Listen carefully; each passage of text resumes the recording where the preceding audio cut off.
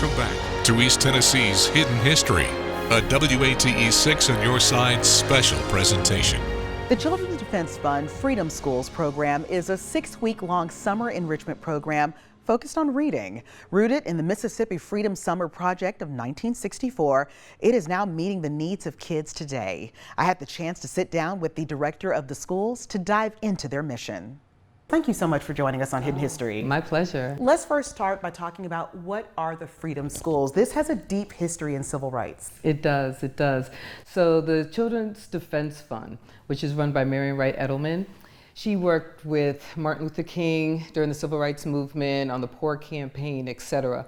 And in 1969, she actually started the Washington Research Project, which led to the Children's Defense Fund. Mm-hmm. And under that, she took the model of the Freedom Schools from the 1960s to form what we now call the Freedom Schools. In that time, what it was designed to do, you had folks going from, college students, going from the north into the south in the segregated states to help better educate the population there. Sharecroppers, people who just weren't able to go to school, etc. Blacks as well as poor whites, to better enable them to live up to their citizen responsibilities. So be able to vote and do whatever they needed to do to better their lives. Wow. So now fast forward then to 2020, and we have an East Tennessee Freedom School system here, or network here. Mm-hmm. What does that mean? Because we don't have the exact same challenges as they did in the 60s.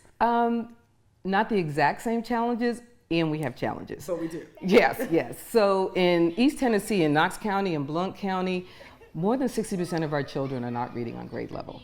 And the Freedom School's primary focus is literacy. So one of the things that we do is, in addition to helping children fall in love with reading, we stop what we refer to as summer learning loss. So in the summer, you can have low-income children, which is who we serve. We serve children from Title I schools, etc., who in just over the summer can lose like 2 to 3 months of reading and learning. And that's critical. Absolutely. Yeah. And by the 5th grade, they can be behind 2.5 to 3 years. The other thing that's important that doesn't get as much focus, we focus on literacy, but during the summer, if we're serving children from Title I schools predominantly that receive free and reduced lunch, when they're not in school, they're not getting food. So we provide 2 meals and a snack each day, so that also helps impact in a positive way what the children experience during the summer. The majority of your kids are African American. Mm-hmm. What type of boost do you all give them when it comes to self-esteem and confidence? Because you need that to be successful in school. Oh, I would tell you that the overarching message of the Freedom Schools is I can make a difference.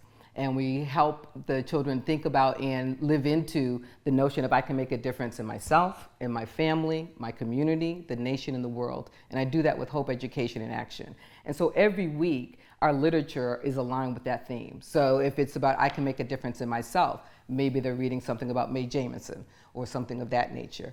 So in addition to the literature and the conversations that we have with them, improving their self-image and self-esteem, we also help them exercise their muscles, their civic involvement muscles and their social action muscles. Every summer, we do something around that. You all did something recently with them when it came to voting and getting out and surveying the community? Yes, yes. So in our, actually it was the summer of 2018, mm-hmm. We had the scholars go down to Crutch Park, and they were out there with ballots from Freedom School about the priorities for children.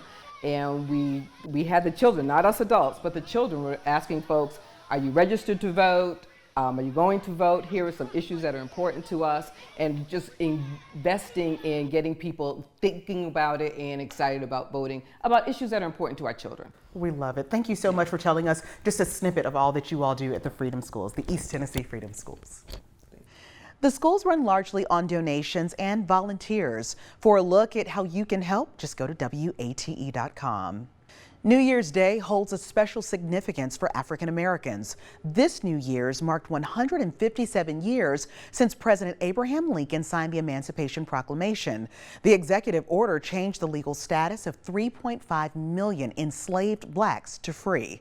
The Knoxville branch of the NAACP, celebrating history and progress made at a gathering at Mount Zion Baptist Church. The problem is that if you don't educate yourself and educate generations to come, you are subject to make the same mistakes that were made before. And right now we're living in a time when there seems to be an effort to push us back and take us back. And so we need to remain vigilant. We need to remind ourselves that we're not going back and that we're here to stay. Although the proclamation didn't free slaves in the rebelling states, it is considered a turning point that renewed the plight of freedom. This was the 7th year for Knoxville's local celebration. Still to come, we're exploring a Knoxville connection to the Harlem Renaissance. It's the work of an artist who connected with some of the leading lights of that movement, art that's now coming home. Plus, we're retracing the steps of civil rights trailblazers, the Clinton 12, their work to integrate public schools. You're watching East Tennessee's Hidden History on WATE 6 on your side.